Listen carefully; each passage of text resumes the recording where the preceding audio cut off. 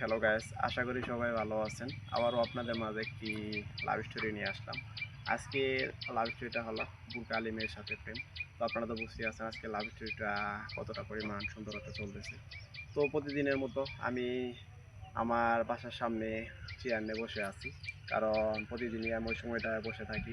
কারণ বাগানে বসে থাকতে আমার ভালো লাগে। তো আমার বাড়ির সামনে যেহেতু একটি রাস্তা, তো সেই রাস্তা দিয়ে প্রতিদিনই নানান ধরনের মানুষ চলাচল করে। তাদের ভিতর থেকে তো একই সময় একই টাইমে একজন মেয়েকে আমি দেখতে পাই।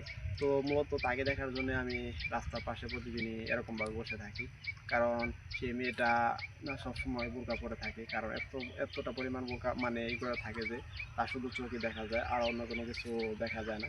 তো এর আগেও আমি কয়েকবার ডাক দিয়েছিলাম তাকে, সে তাকায় নিয়ে আমার দেখে। তো তার চোখ দুটো এতটা পরিমাণ সুন্দর ছিল যে কী আর বলবো, বলে বোঝাতে পারবো না। তো আমি তার চোখ দেখে তুমি পড়ে যাই। তো একদিন তার রাস্তার সামনে একদম মাঝপথে আমি দাঁড়ানোর পর বলতেছি যে আজকে যে কোনো কথা বলতেই হবে আমার সাথে, তো কথা যদি না বলেন তাহলে আজকে আর এখান থেকে যাইতে দিব না। তো সে ভয় পাইতেছিল আর কিছু বলতেছিল না, চুপ করে নিজে মাথাতে তাকিয়ে আসলো। তো আমি বললাম যে আচ্ছা বলবো আর কিছু নাই, তো আপনি আমার সাথে একটু কথা বলেন, তো এটাই হবে। তো সে আমাকে বলতেছে যে সে আমার সাথে কথা বলতে চায়, তো বাট এদিকে অনেক মানুষ, তো এদিকে কথা বলতে পারতেছে না ঠিক মতো। তো সামনের দিকে যাইতে হবে আমার সাথে।